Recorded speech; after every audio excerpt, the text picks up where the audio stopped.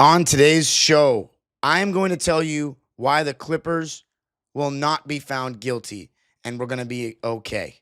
Going to be talking about it all on today's Locked On Clippers.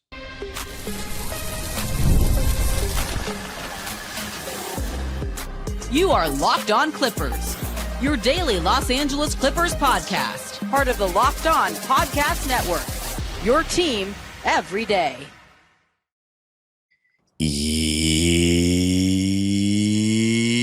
Yes, sir. You are locking in with the Clips. Thank you for making Locked On Clippers the first listen of your day, your team every day. I'm your host, Darian Vaziri, born and raised in LA, been a Clipper fan for 20 years, been covering the team on my own YouTube channel, Dime Dropper, for 5 and 3 right here on the Locked On Podcast Network. Your team every day. Make sure you subscribe and hit the notification bell on the road to 8,000 subscribers before the season starts. And of course, this episode is brought to you by FanDuel, America's #1 sports book. Head on over to FanDuel.com to get started. And of course, you can listen wherever you get your podcast. All right, guys, we all know the news. I hope you guys all watched the episode or listened to the episode with me and Law Murray yesterday. It was just so raw. I needed to have someone else come on to kind of explain the jargon and stuff because I was just, I'm still not the most business savvy. I'm 27 years old, in terms of all this legal stuff, contractual stuff. But I'll tell you what, I listened to the whole pod last night. And I'm not talking about my pod. I'm talking about the Pablo Torre. And I have some more things to say. First, I'm going to tell you why I believe that we will not be found guilty. Secondly, what my honest opinion is of what actually happened. And third, why the NBA, even if we were guilty, does not want to go into that. Now, first, let's slow down a bit and talk about this whole thing, right? So yesterday when I got on, I was just so jaded, so confused. I didn't really know where to begin. I was fumbling on my words, as you could remember. So here's what's really happening. I'm going to try to simplify it. Everybody always says, can you explain it to me like I'm 5? I'm going to try to, attempt to do that right now. So here's what happened. Steve Ballmer invested in Aspiration, this environmental company that was supposed to plant trees. He thought they were legit. And they were someone that was pro-environment. And as everybody knows, Intuit Dome is the most sustainable arena in the league. And it's all about, being environmentally friendly and all that type of stuff. They were frauds and they weren't they weren't delivering on their promises. So we terminated that partnership in 2023. But all these events that we're talking about happened before that termination. So we got to go back to really 2022 and 2023. So Ballmer invested in Aspiration, right? So did Robert Downey Jr., so did a lot of A-list celebrities. Ballmer's star player was paid $28 million to promote Aspiration, that player being Kawhi. So they sponsored Kawhi. However, the fishy part is that Kawhi didn't do anything to promote them. Now, Clipper fans know very well Kawhi was inactive on socials. He had no social media platform. He doesn't do that kind of stuff. The guy didn't even know how to flip his phone screen, to flip the camera on a phone, on an iPhone.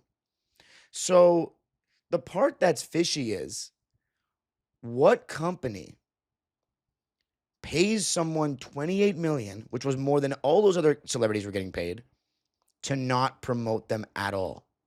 That's where the first bit of fishiness comes in, where it's like, what? Like, if you're paying someone $28 million, they better be at least giving you some shout outs, some retweets. That wasn't happening for Kawhi, which makes it suspect. So that anonymous Aspiration employee on Pablo Torre's podcast basically was saying that that's where the suspicion comes from, that Steve Ballmer essentially paid him the $28 million instead of Aspiration and hid behind the Aspiration name because in his contract, and this is where it gets to the point where I think this actually helps the Clippers case, in the contract, it kept saying, had like outs on every deliverable that Kawhi Leonard would have needed to provide. For example, it said things like, if requested to do so by company. We cannot prove that the company asked Kawhi to do anything, to promote them or anything. Of course, they would have wanted that, but we cannot prove that there was an actual request there. And the employee's backing that statement up. And then you have another one where it was, if it's not consistent with his beliefs, That's very vague and broad. So essentially, there's an out for Kawhi Leonard to do nothing and still get paid in the contract, right? This is where there's an aha moment, right, for people. The part that's interesting is where in the contract it says if Kawhi is no longer a Clipper employee, Aspiration can terminate the endorsement. Now, if Kawhi and the Clippers are on separate endorsements with like Ballmer's invested and they're a partner with the Clippers, right? But Kawhi is getting paid to promote them. That's a separate entity. If Kawhi Leonard was, let's say, to be traded, right? He should still be a partner with Aspiration. But you can easily say if you're the Clippers, we are the team that had a partnership with Aspiration, not any other NBA team. We wanted our star player, like it made sense for our star player to be a partner with them, to be sponsored by them, our biggest name. If Kawhi Leonard goes, then we can terminate that and they can partner up with another Clipper player instead. That would be where the Clippers' defense is. Now, this is where I believe they just can't ding us. I mean, they can, but I think they won't. Unless you prove that Steve Ballmer paid Kawhi Leonard that $28 million, that money came, by the way, he was still owed $7 million, so let's say it was $21 million. Unless you can prove that, there's not enough hard evidence. There's a lot of circumstantial evidence that makes you connect dots and be like, this is a little weird. A guy getting $28 million to do absolutely nothing and having all these outs in his contract. So essentially what they're saying is Steve Ballmer's using Aspiration to pay Kawhi Leonard extra money and have that contract in writing as to say there's nothing that you can't trace it back to me, basically. You know, you can't ding us for it because it's in the contract that Kawhi Leonard, if it's not in his beliefs, doesn't have to promote Aspiration at all. But why would Aspiration do that in the first place? Unless it's not really Aspiration, it's Steve Ballmer paying him more money, essentially circumventing the contract. So, in my opinion, so people might be wondering, if there's no proof, then we can't get dinged, right? Wrong, actually. You can get hit with these penalties on circumstantial evidence, right? But will the NBA actually penalize that off of that assumption, off of this guy's podcast? They've opened up the investigation. Personally, I just don't think they will. There's just not enough there unless they find that Steve Ballmer actually paid Kawhi. Now, there is another twist in this tale. By the way, so Steve Ballmer, you would have to think, even if he did it, to cover his tracks. So that's another thing as well. I don't think Steve Ballmer's an idiot. But coming up, there was a new twist in the tale today from one of Locked On's very own hosts. Going to be talking about that coming up. I got to tell you a little something about FanDuel. Ladies and gentlemen, it is NFL opening day, and FanDuel's making sure you're ready for kickoff with a can't-miss offer. Right now, new customers can bet just $5, and if your bet wins, you'll get $300 in bonus bets to use across the app. It's opening night, Cowboys and Eagles, an NFC East showdown. Of course, the defending Super Bowl champion, two-time champion Eagles, who have won now 2 championships in the last 8 years, are -8.5 for this game. And as far as the Super Bowl, they are +700, which is tied with the Baltimore Ravens for the highest odds. Of course, the Baltimore Ravens won the 2012 NFL season, that Super Bowl that took place in 2013, trying to go for a third, I believe they've won 2 championships, third ring this year. Now, of course, I'm not the NFL historian like I am NBA. But yeah, where can you find this? Yep, I was right, though. 2 championships. Where can you go and bet on all these things? FanDuel.com. So are you ready to play? Download the FanDuel app now by visiting FanDuel.com to get started. That's FanDuel.com to place your first $5 bet. All right. So what an incredible, and it was funny because before this whole thing, I was like, man, I'm struggling to find topics to talk about. We're in the dog days of the offseason, before training camp, and all of a sudden we're the talk of the NBA world. So here's what I got. Today, a new article came out from Locked On Celtics' very own John Karalis of the Boston Sports Journal, saying that Kawhi's endorsement deal was not $28 million, it was $48 million. Now, I'm quoting the article now, but the Leonard deal was a curious one. A source within the company told Boston Sports Journal, according to our source, none of the high-powered executives were consulted about the massive $28 million endorsement deal Leonard signed, and Cherney never presented the deal to Aspiration's board of directors. Boston Sports Journal has learned the deal was presented to the executive team as is, with no opportunity for further analysis. Now, here's where it gets even more interesting. The $28 million deal was to be paid in quarterly installments over 4 years, which was said in the podcast, but it was not the only compensation Leonard received. According to a high-level source, so that's one source, not multiple, but it's a source, I guess, from Boston Sports Journal, and I trust Karalis, he's our guy. According to a high-level source, Leonard also cut a side deal with Aspiration to receive an additional $20 million in company stock. The stock was to be paid out from Sandberg's personal holdings. Sandberg is the co-CEO. Sandberg's personal holdings in the company over 4 years. That brought the total of promised compensation to Leonard to $48 million. Around the same time as the Leonard deal, Aspiration was going through its rounds of fundraising. They had raised approximately $600 million, including the previously mentioned $250 million from Oak Tree Capital Management. That number also included a $50 million investment from Steve Ballmer. And so that's where it gets fishy, right? $50 million from Steve Ballmer, Kawhi's getting $48 million. It's almost an exact match, which makes people think that that's more evidence that money that Steve Ballmer invested went right into Kawhi Leonard's pocket. It is a little fishy, I can't lie. So the truth is, I don't know.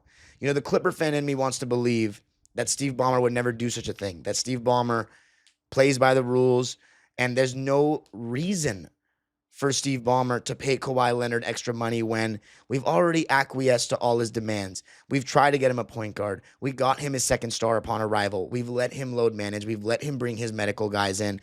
Kawhi Leonard, as Lon Murray always said, or says, Kawhi Leonard and the Clippers have been lockstep every step of the way since he arrived in LA in the summer of 2019. There's so much at risk for Steve Ballmer as an owner, especially as a newer owner, to pay him under the table like that and to use a company to do so. So it just doesn't make sense. However, the parts that are fishy are paying Kawhi Leonard to not promote anything, right? A guy who's only really known for basketball. We're not talking about a Robert Downey Jr. who people that don't even like sports know because Iron Man's big and all the other movies he's been in. You know what I'm saying? Drake, one of the biggest stars on the planet right now. But there again, the Clippers have an argument here, right? We invested in the company. They were a partner with the Clippers. Our star player was sponsored. He could have promoted, but he could have not. It's in the contract. And then Steve Ballmer invested. And by the way, this is just one source with that extra $20 million, but Steve Ballmer invested $50 million and Kawhi Leonard got $50 million. It is a little fishy, though. I cannot lie. I would be lying if I said it wasn't. So I don't know the truth. I don't know the truth. I just think it makes let me just be honest. It would make more sense if Steve Ballmer paid Kawhi Leonard and this all happened when we got Kawhi. But there was no agreement with Aspiration in 2021 from Ballmer. Sorry, in 2019 from Ballmer. So this all happened after. I just don't see why a guy that tore his ACL, who should be thankful to get the max in the first place, is getting more money. Of course, Kawhi's going to take everything he can get, but, it's strange. Now, I at first thought, man, Kawhi didn't deliver on advertising them. That's on him, not the Clippers. But then I saw that the contract stated he didn't really have to. That's where it gets a little strange. So the truth is, I don't know. But I don't think that they're going to really find anything concrete Because I think Ballmer's smart enough to, even if he did do it, have his, you know, bases covered with this. Now, this was the statement that the LA Clippers released yesterday. Neither the Clippers nor Steve Ballmer circumvented the salary cap. The notion that Steve invested in Aspiration in order to funnel money to Kawhi Leonard is absurd. Steve invested because Aspiration's co-founders presented themselves as committed to doing right by their customers while protecting the environment. After a long campaign of market manipulation, which defrauded not only Steve, but numerous other investors in sports teams, Aspiration filed for bankruptcy. Its co-founder, Joseph Sandberg, recently pleaded guilty to a $243 million fraud. Neither Steve nor the Clippers had knowledge of any improper activity by Aspiration or its co-founder until after the government initiated its investigation. Aspiration was a team sponsor for the 2021-22 and 2022-23 seasons before defaulting on its contract. There is nothing unusual or untoward about team sponsors doing endorsement deals with players on the same team. Neither Steve nor the Clippers organization had any oversight of Kawhi's independent endorsement agreement with Aspiration. To say otherwise is flat out wrong. The Clippers take NBA compliance extremely seriously, fully respect the league's rules, and welcome its investigation related to Aspiration. The Clippers will also continue to cooperate with law enforcement and its investigation into Aspiration's blatantly fraudulent activity. That's the statement. So, of course, we're going to come out with a PR statement and save face, duh. But, this is a fraudulent company, which makes you question everything about them. The contract they gave Kawhi, the amount of money they gave him, how close they were with Ballmer. These are guys that were close with Ballmer. So, to pay his player the most is, maybe Ballmer's saying, hey, my player he's your guy, he can make you guys big or whatever it may be. I mean, it's not like, and here's the thing, Ballmer could just be helping Kawhi out in that sense, not paying him, but getting Aspiration to pay him that money. Because do Aspiration execs and people that, are in control of who they're sponsoring, do they know that Kawhi Leonard's not active on socials? Do they know anything about that? We don't know that either. Now, of course, there's a lot of documentation that Pablo Torre had on that desk that he didn't show us, but I'm guessing that he showed us the most important things. So there might still be a lot to this that we don't know. But from what I saw in the podcast, there is a story. There's an alibi for us, right? There is some fishy shit. Sorry, excuse my language. There is some fishy stuff there, but there is also an alibi, in my opinion, from us. So, Clipper Nation, I need you to let me know what you think in the comments. We don't want to believe that our franchise is doing this. And here's another thing, too. It's like, you know what, actually? I'm going to save that for the next segment. Why do I think that the NBA doesn't want to suspend the Clippers, even if they did find something? We talk about that coming up.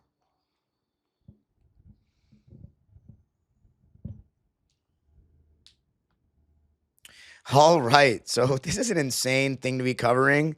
Again, selfishly, it's kind of cool to be the talk of the NBA world right now. But, of course, I don't want my team to get penalized like the Minnesota Timberwolves did. Now, there was more blatant evidence back then.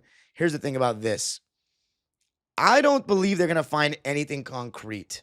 I don't. I think Ballmer's too smart for that kind of stuff, even if he was circumventing money and using Aspiration to pay Kawhi Leonard through him $48 million extra on top of his contract. But here is why I don't think the NBA is going to even punish us on circumstantial stuff. They could connect dots and be like, this is suspect. But I don't think the NBA wants those problems, and for a number of reasons. One, Steve Ballmer and Adam Silver are pretty tight. Where's All-Star Weekend being hosted this year? LA. Who runs the Intuit Dome? Steve Ballmer. You're going to penalize the guy that's hosting your All-Star Weekend this year? And plus, does the NBA want to get into a legal legal battle with one of the richest men on the planet? I don't know if that's the best idea either. Plus, if you come out and say this is a bad look for the league. for a team to essentially be cheating. It's the same thing as like the Patriots with the deflate gate and stuff like that. That was not a good look for the NFL. They don't want to do anything to hurt their league, right? And look, another thing is too, we didn't win the championship. If the Clippers like won the championship, then you could be like, oh man, if they cheated to keep a player that otherwise might have gone somewhere else to win a championship, then we might have to really look into this. But we haven't even won a playoff series since the contract extension of Kawhi Leonard. We haven't won one playoff series. And Kawhi wasn't going anywhere, which also makes me think that why would Ballmer do it? See, for me, it doesn't even make sense that Ballmer would do something like this because Kawhi wasn't going anywhere and he was getting enough money as is. And it hurts Ballmer's credibility so much. Now, the theory as to why he did it is what Law said yesterday, which is they are still trying to undo the bad juju of Donald Sterling. Donald Sterling was known for not paying players, not treating them well, treating them like property. Steve Ballmer is flipping the script and saying, we're going to treat you so well, we're going to break the rules to give you extra money. So that's the theory of why Ballmer would do this in the first place, right? I just don't think that makes sense from Ballmer's side. There's so much to lose. But even if they did find something, because it is fishy, as I've said, there's some fishy stuff in there. I don't think the league wants those problems. With All-Star Weekend being hosted, and then you're basically opening up a can of worms for all these other teams in the league that might be doing similar things. Of course, Jalen Brunson's name comes up because he got an insane pay cut even after being the face of the Knicks. And it's like, did they give him any extra stuff? I don't know. I think if it wasn't for the Karalis article today, I would be much stronger in my stance that, I think it was a player that was sponsored because the team was sponsored. The contract is a little weird, but it is what it is. It's Kawhi Leonard. They were hoping he could promote it. He ended up not promoting it. And that was that. I can't lie though. The $48 million to not say anything is very strange. Or the $28 million even is very strange. And all those words in the contract where you could get out of it, it's just not normal for business. But again, this company is a fraudulent company, so we don't even know like what's going on with them. It's just weird in the first place. But the $50 million being almost lined up, that's where it gets a little curious. I just don't believe that Steve Ballmer would do something like this, but who knows? Now, Mark Cuban actually came to the Clippers' defense yesterday and apparently went on Pablo Torre's show today. But here's what Mark Cuban said. I'm on Team Ballmer. As much as I wish they circumvented the salary cap, first, Steve isn't that dumb. If he did try to feed Kawhi Leonard money, knowing what was at stake for him personally and his team, do you think he would let the company go bankrupt? That's another thing too. Knowing all creditors would be visible to the world, they got scammed by Aspiration, along with many others, crimes for which they pleaded guilty last week. So yes, I believe that Steve got scammed. Scammers do scammy things. They did a $300 million sponsorship deal with the Clippers in 2021. That's a huge deal. The better the team does, the more value the sponsorship has. It actually makes perfect sense that if they stole money from investors and want the Clippers to succeed, why not give stolen money to help keep their best player? It's sad that Pablo Torre didn't take the time to find out how these scammers pulled off their scam. The idea that the default is Ballmer is the bad guy is going to backfire on him. That's the statement from Mark Cuban. So he's saying that they're just scammers. They got scammed. Steve Ballmer got scammed. That's basically all the things I've already said, right? Now, Pablo Torre said, care to come on, Pablo, finds out to discuss my reporting. I have some questions I'd love to ask you. And then he said, thanks for having me on. This was today, 4 hours before I'm recording right now. He said, thanks for having me on. How long did we talk? Almost 3 hours. Really enjoyed it. So this is just kind of like giving Pablo Torre a lot of publicity. And I don't know. It's just an insane thing. Bobby Marks basically had also a video today on ESPN saying that he doesn't think that there's enough there for the Clippers to get suspended like this. And of course, there's the All-Star Weekend angle. So we'll see where this goes. But you'll have every single bit of it covered right here on Locked On Clippers. I think we're going to be good to go. And another thing that also is relevant is just in the context of this year, it's not going to matter for this year. We are still going to be having the team that we have this year and the same chances of winning the championship that we were going to have before this. So, in terms of that, we're solid. But the future, it's definitely something to think about. We definitely don't want to lose more picks. We'll see. I don't want Ballmer suspended by any means. So, I just think the league doesn't want these problems. I don't think the league wants. It's not a good look for the league. You can follow me on Twitter and Instagram at DimeDropperPod. Subscribe to my own YouTube channel, Dime Dropper, where I'm still releasing NBA playoff content from the past playoffs because I didn't during the actual playoffs because I was in a tough place. And, of course, make sure you subscribe to Locked On Clippers on the road to 8,000 subscribers. I see this number going up every single time I post an episode, which is an amazing feeling. Keep it up. Let's get to 8,000 before the season starts. We still got over a month. Let's do it. And make sure you can listen wherever you get your podcast. It's still a podcast at the end of the day, not just YouTube. Subscribe, follow, leave a 5-star review, whatever it may be. Tomorrow I'll have an episode with Grant Money Mona talking about this even more. The age-old proverb continues. Go Clippers.